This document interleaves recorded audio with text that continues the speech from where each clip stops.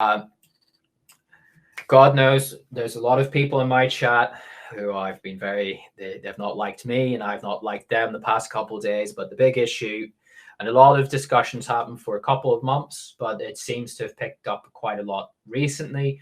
The Russians are going to take Odessa, just as if it's a done deal, as if it's just a matter of time. I'm a bit skeptical.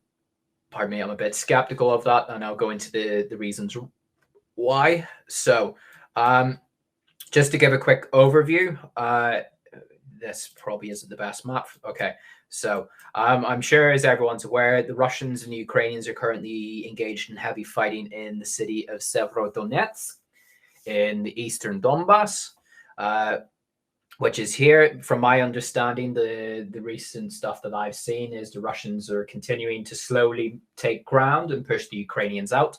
The Ukrainians are largely relegated I'll need to go back to the satellite for this. The Ukrainians are largely relegated to this part of the city, which is the industrial area. As you can see, this is all factory complexes, as opposed to this part of the city, which is all the residential area. So if we might be lucky, is there any Google Street View that we can have? It's probably going to be the best. So yeah, not the best, but as you can see, these are industrial areas in front of us. This is where the Ukrainians are basically doing their last stand, as it were, in Severodonetsk.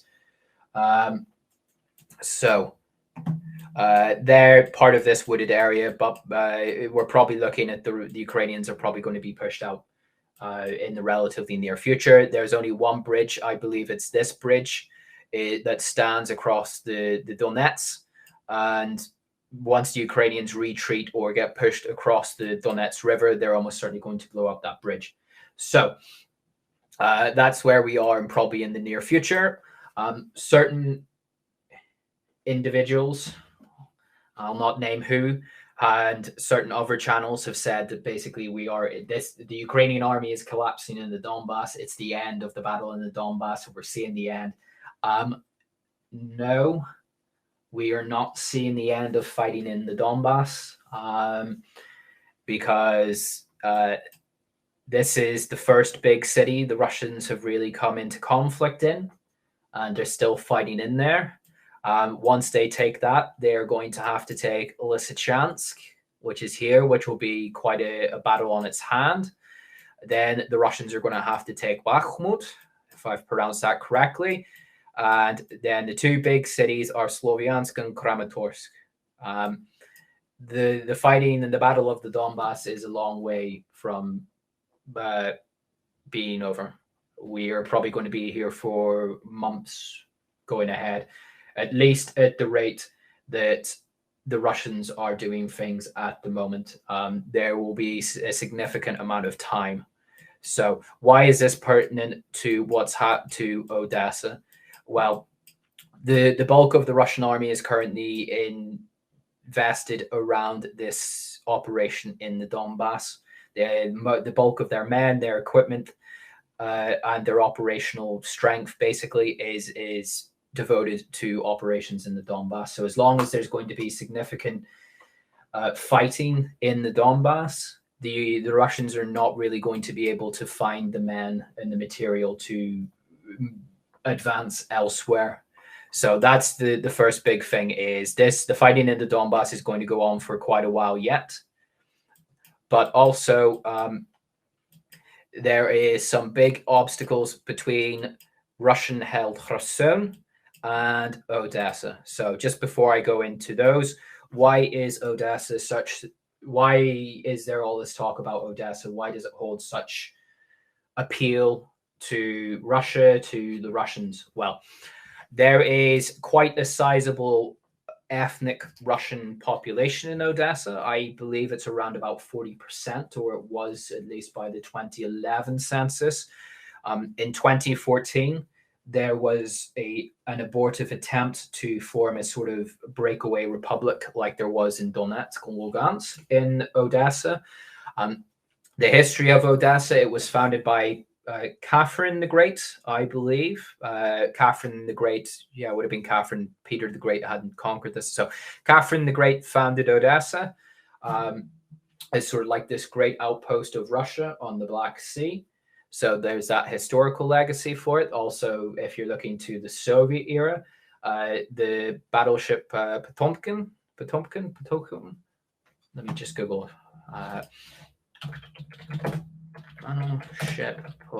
Yeah, the battleship Potemkin, the famous mutiny on the Russian Imperial Tsarist battleship that became legendary in Soviet historiography. That happened in Odessa. In World War II, although it was one of the first cities to fall, the Soviets put up quite a strong defense of Odessa. So it is a hero city of the Second World War.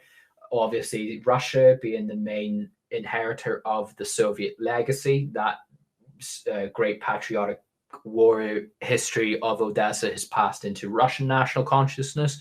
So, and also whenever there was the Euromaidan, the revolution, the coup, however you want to style it, as I mentioned earlier, there was an abortive attempt for the quote unquote pro-Russian, Russophone population of Odessa to potentially succeed from Ukraine.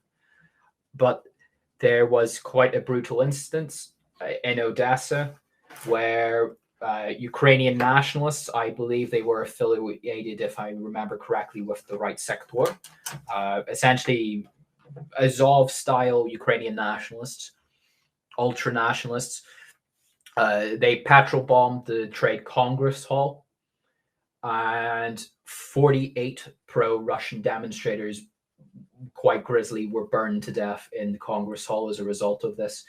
And that has cast a large shadow. Effectively, the entire pro-Russian protest movement in Odessa was completely not mollified by that event.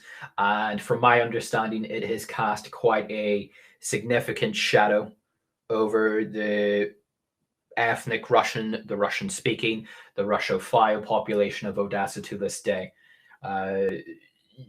So no one was ever brought to trial or held to account for that.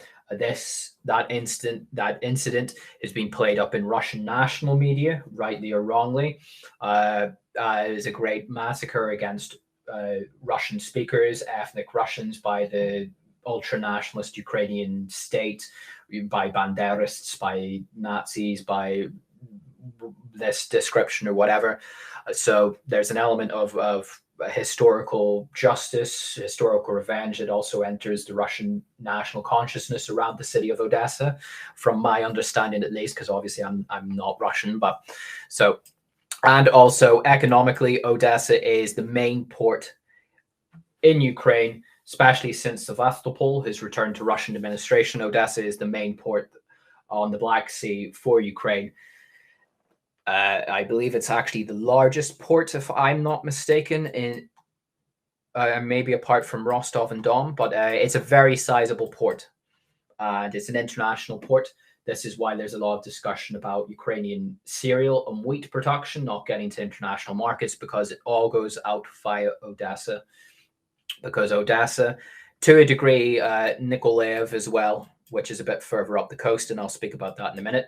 But Odessa has the port infrastructure to get the cereals, the wheat, the agricultural production from Ukraine out into international markets. So economically, it's quite a significant area as well. But also, it is very close to the pro-Russian breakaway Republic of Sam, if you're listening. Forgive my pronunciation, I'll try it again, of Pridnestrovia.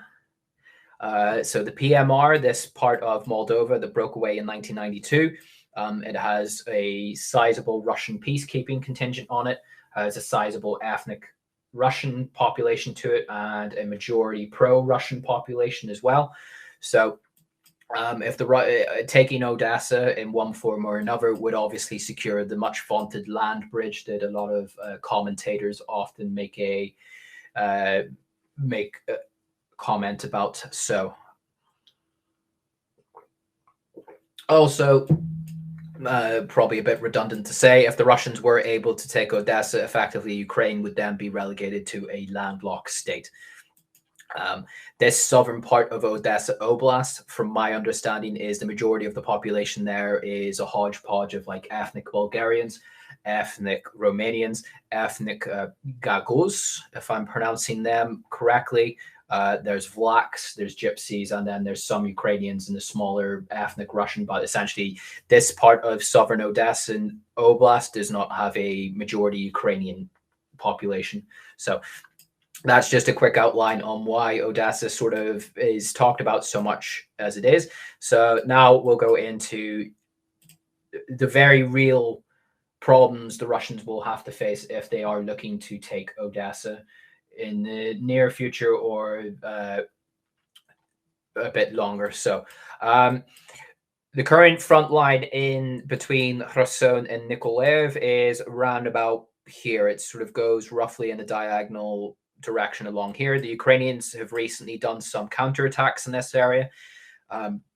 They have regained a bit of territory, but it's nothing serious from my understanding. So one, the Russians are going to have to commit a significant amount of men and material to restart and advance out of Kherson towards Nikolaev.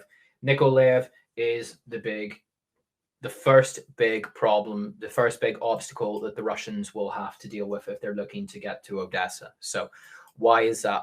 Well, there is this very big river called the Bug, if I'm pronouncing it correctly, but from my understanding, it's just spelt in English or in Russian like B-U-G, so I pronounce it the Bug.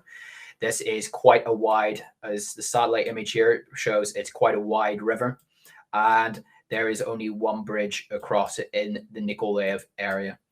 Whenever in the start of the war, I can distinctly, I'm pretty sure it was that bridge. There was footage that came out on the Reservoir Telegram channel, the big Russian Telegram channel, I believe, that showed photographic evidence that the Ukrainians had actually put explosives on the bridge. So had the Russians ended up taking Nikolaev, you can pretty certain that the Russians would have blown up this bridge because it is a very strategically important bridge. So just to give us an idea of what we're talking about when we're looking at this bridge, is not the biggest bridge in the world, was up 3 lanes, but that it is the only bridge that goes from Nikolaev Oblast into Odessa Oblast. So if that bridge is destroyed, well, so the Russians, one, will have to fight into Nikolaev city. The Ukrainian forces in Nikolaev have shown themselves to be quite motivated. They are willing to fight. They fought off the first Russian attempt to take the city back in, what was it, around about the 10th of March, around about mid-March. They've since been reinforced. They're constantly getting reinforced with NATO weaponry and equipment, with new recruits. That's why they're starting to open up some small counterattacks to one degree or another. So taking Nikolaev is the first big obstacle the Russians have to deal with. This is a sizable city. So if it's going to be anything like what the Russians have experienced in the urban combat in Mariupol, or what they're currently going through in Severodonetsk, it will be quite a sustained fight. It will be quite a punishing fight. The Ukrainians themselves will know what is at line, so they'll fight quite strong to hold the city. But let's say hypothetically the Russians take the city. So the Russians take the eastern banks of the Bug River and take Nikolaev. I struggle to see in that scenario how the Ukrainians don't destroy this bridge. It's like I say, it is quite apparent that this is the only bridge on the southern Bug for quite a while, and I'll go into that in a minute. So first obstacle, the Russians need to take Nikolaev. Second obstacle, they need to capture this bridge intact, and that's a lot easier said than done. So if the Russians take that bridge intact, well, happy days. That's a different scenario in of itself, but then I guess that opens up the Russians to start to advance out towards Odessa Oblast, but there'll still be obstacles along that way. But I think the safe bet is that the Ukrainians will probably destroy that bridge. So that bridge gets destroyed. If it's not destroyed in the fighting, say the Russians do capture it, the Ukrainians will probably start launching Toshka missiles at it. They'll do long-range artillery. They'll do everything to destroy that bridge. So this bridge gets taken out of action. Well, you've now got all the Russian army is now stuck on the eastern bank of the Bug River. What do? So, well, they need to find a way to cross the Bug. You cannot put up a pontoon bridge. The Russians can't set up, no army in the world, I think, could set up some kind of river crossing, like a pontoon bridge across this stretch of the Bug. It is quite sizable. Like, yeah, that's a fairly sizable freighter there. And that sort of gives you a very basic idea of just how wide the Bug River is at its flank. Let's see if we've got any. Is this a little river thing just to give us? Yeah, so as you can see, this is a very wide part of the river. So you're not going to put up a pontoon bridge. If you try and ferry men across in the BTR in some kind of boats, it'll be noticed. River crossings are the most dangerous, one of the most dangerous elements of modern warfare, as we've seen whenever the Ukrainians and the Russians tried to cross the Donets River around about a couple of weeks back. They're not going to get across this part of the river. So the Russians are going to have to go upstream, which is what they did earlier in the war. So where is it? I know these guys aren't Ukrainian. So I'm just using this very basically just to illustrate this point. Do not take this as me using them as an authoritative source in any way. Or, well, here you go. They're talking about parts of Ukrainian counteroffensives, but will not bear too much on that. So this dark blue area is, as it says here, territories liberated from Russian forces. So as you can see, this was all back in early mid-March. So the Russians came up to Nikolaev.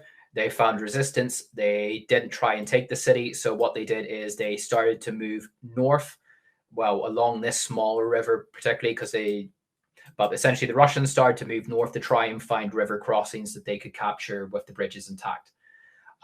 Eventually, for various reasons, the Russian advance in this part of Ukraine ran out of steam, so they then pulled back. So that's just to illustrate this point. So the Russians advanced up this river, which is the Inhul River, if I'm pronouncing that probably horrifically. The Russians, from my understanding, is they did end up capturing one of the bridges across this river at some point, but they couldn't hold it and they ended up pulling back. So Russians take Nikolaev. If they take this part, either way, the Russians are going to have to find sustainable ways to cross the Inhul River. This river looks flat, small enough where the Russians probably could put up pontoon bridges and cross it if the bridges are destroyed. So this, I don't think, in a massive Russian offensive, this river, I don't think would be too much of a massive obstacle. The obstacle is the Bug River. So the Russians cross, they need to go upstream to find a crossing. So we're looking for a bridge, or we're looking for a part of the river that the Russians are able to cross. Because the other aspect of this river, as illustrated here, is this is swampland. This is very boggy on both sides of the river. So you can't really do a river crossing here with a pontoon, because you can't really put up pontoons and military bridges in a swamp area, because you just really can't. Though I did do a stream about this earlier, a couple months ago, where I think I went over this. So forgive me if people watch that, if I'm repeating myself here, but the issues sort of come up, so I figured it's worth doing. So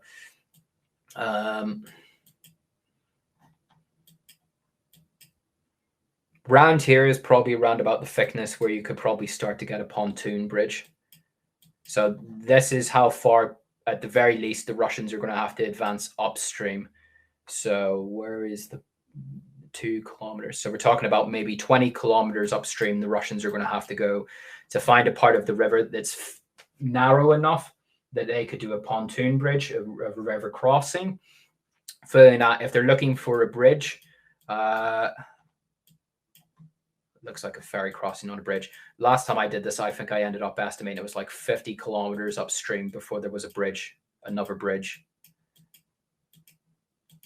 Okay, well, we're getting significantly on up the Bug River. So that kind of illustrates the point. This is the only significant bridge for quite a significant stretch on the Bug River that crosses the river itself. So, well, 20 kilometers up the river, the Russians could just do a river crossing, surely. Yeah, they could. But as we've seen what happened in the Donbass, whenever the Ukrainians and then the Russians tried it, river crossings are very, very dangerous for armies to try. You're at your most weakest at that point. And where the Russians and the Ukrainians tried it in the Donbass, it was fairly camouflaged by tree cover. The problem about doing a river crossing here is the Ukrainians are certainly going to know what you're attempting, and there is no cover in this part of Ukraine. This is the Ukrainian steppe. There is very little tree cover. If I can find a road that might illustrate this, there's very little tree cover in this area. So, yeah.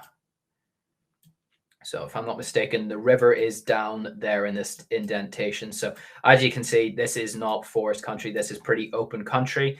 I'm sure most people have noticed that drones have made a very big impact in this war. So any sizable attempt to cross the river will almost certainly be picked up by Ukrainian drones. If it's not Ukrainian drones, NATO satellites will pick it up and make the Ukrainians aware of it. That's whenever Ukrainian artillery will come down pretty heavy on the river crossing itself. So that's the big issue. That, to me, is the big fundamental problem that the Russians have to overcome to take Odessa. The first hurdle is pretty much the biggest hurdle to a large degree. The terrain doesn't support it. The Ukrainians will go out of their way.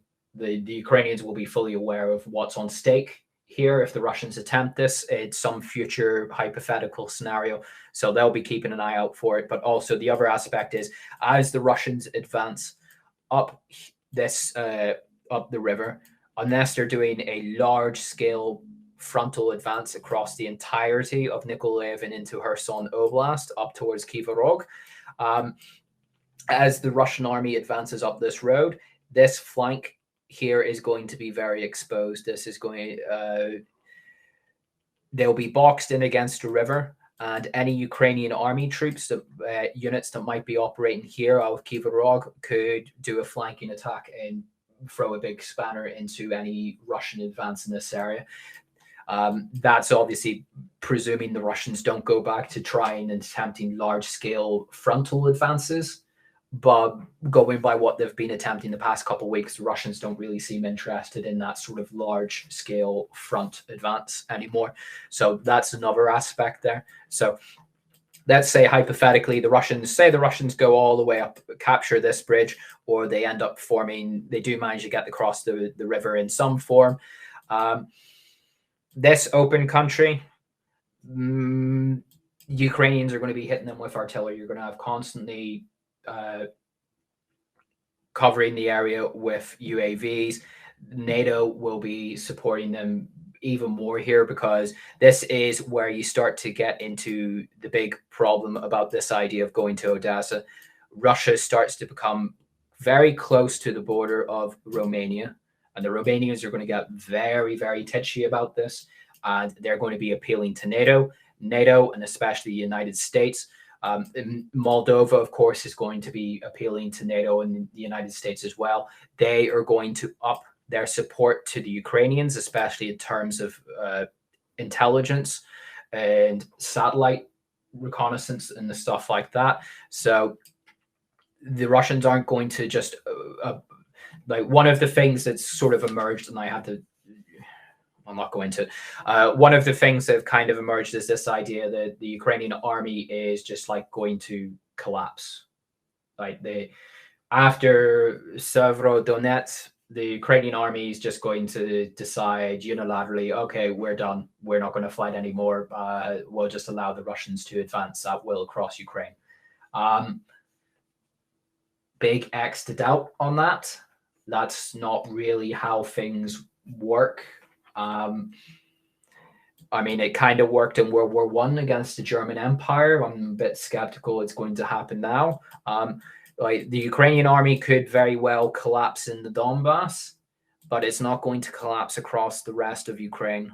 The Ukrainians are not the, yeah, there's this sort of idea that the Ukrainian army is basically the Afghan National Army 2.0. No, I would have thought the past 4 months, 4 or 5 months have demonstrated that the Ukrainians are not Afghans. They are more than willing to fight for their country. So this idea that the Ukrainian army is just going to put down their arms across all of Ukraine and just allow the Russians to advance across the country, I don't think that's very feasible. So as the Russians, if they do manage to cross the Bug and start to advance towards Odessa, the NATO support to them is going to increase quite substantially because, like I say, that Romanian border is going to become very, very hot, for lack of a better term. So the Russians cross the Bug. The supply lines across the Bug will be itchy at best. They're advancing across this part into Odessa Oblast, this steppe country. The way the Russians structured their army, they should actually do quite well here. But then again, I said the same thing about the Donbass, but they're not doing it for some reason. But this flat country should favor the Russian tanks and the Russian mechanized infantry. So we'll be charitable and say the Russians advance across this part quite well. Then they come up to this waterway here, and actually this just looks like a reservoir. It doesn't really look like a, okay, this isn't a river. This might not be as big as an obstacle I was fearing. So I guess the Russians could, in theory, just completely skirt this reservoir. Reasonably, they could probably approach Pridnestrovia and then approach Odessa from the north. But the Ukrainians will fight for Odessa quite significantly. There is a sizable Ukrainian military garrison in the city, and there has been since the first days of the war. They aren't going to give up the city without a fight. And you might think, okay, the Russians have now connected with Pridnestrovia. The Ukrainians are not going to get supply in from Ukraine anymore. No, they might not, but they will start getting supply from Romania, which is going to increase the tension on this NATO border here, which I don't think the Russians are really keen to piss off NATO to a massive degree. But that's one of the aspects that needs to be considered. I do know that the Russians did destroy this bridge. So this bridge isn't working. So getting the various hypothetical NATO support from the Romanian border from southern Odessa up into Odessa city might be an issue. But I wouldn't be surprised if the Moldovans try and force the hand and just allow stuff to start to skirt through their territory. Probably Sam might know if that's feasible or not because he actually physically lives in this area. But yeah, also, as the Russians push down to Odessa, the same problem here with this large exposed flank will start to develop here. So as the Russians push towards Pridnestrovia, you will have a very sizable flank that the Russians are going to have to defend here because this will be pretty much open to Ukrainian counterattack that could throw a big spanner into the Russian work. And all these steps are going to require tens of thousands of men, thousands of vehicles, potentially thousands of tanks as well. And this is just one area of the front. Because if this is going to happen, we have to assume that the Russians will still be in some form of conflict along this part of the front.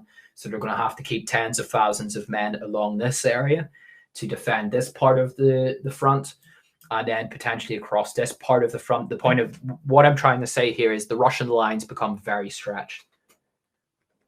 The amount of men that they're going to have to commit to an offensive to take Odessa is probably more than what the Russians can commit at the moment, at least anyway, especially since the Russians do not seem to be interested in mobilizing their reserves. So I hope this is kind of illustrated why Odessa isn't going to be the done deal that some people seem to think it will be. But I'll go into a couple scenarios that people have mentioned. So why can't the Russians do an amphibious landing into Odessa? They could have probably in the first days of the war, but they didn't for one reason or another. Why can't they do that now? Well, the Ukrainians have been supplied with Western anti-ship missiles, effective ones. These are the things that sank the Moskova, the cruiser that the Ukrainians sank. And that was, I think it was a couple hundred, I think it was like 100 miles off the shore, maybe somewhere around this area of Snake Island. So the Ukrainians have the weapon systems to hit Russian shipping quite out to sea. So good luck trying to get large landing craft close enough to the shore to properly land on the shore, which is ironic because these beaches look absolutely perfect for an amphibious assault. But the window for that has kind of expired, especially since the sea darts and the harpoon anti-ship missiles and the like have gone to Ukraine.